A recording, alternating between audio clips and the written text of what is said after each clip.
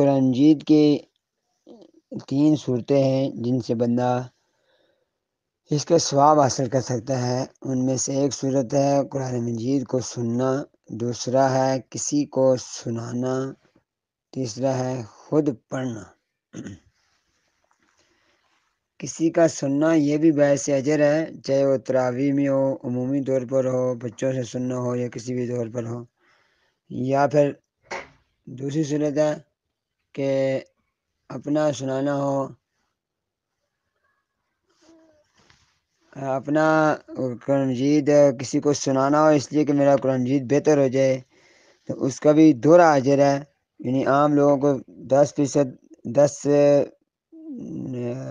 نیکیاں ملتی ہیں، اور جو قرآن مجید سیکھ رہا ہو اور اس کے زبان پر اٹک رہا ہو تو اس کے 20 نیکیوں سے ثواب شروع ہوتا ہے۔ رمضان المبارک میں زیادہ ہوتا ہے۔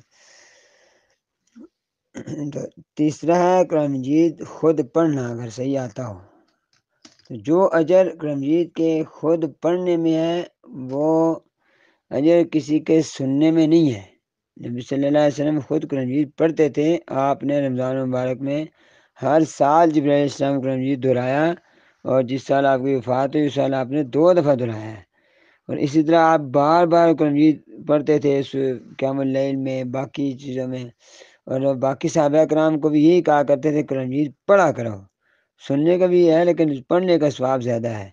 جو لوگ یہ کہتے ہیں کہ ہم تراویح میں قرآن مجید سن لیتے ہیں تو یہ قرآن مجید کے ساتھ محبت میں کمی کی دلیل ہے، کہ وہ اس کی تلاوت کا شوق نہیں رکھتے، بلکہ ایک طرح سے جان چھڑانے والی بات کرتے ہیں کہ کسی طریقے سے کم ہم قرآن سنیں۔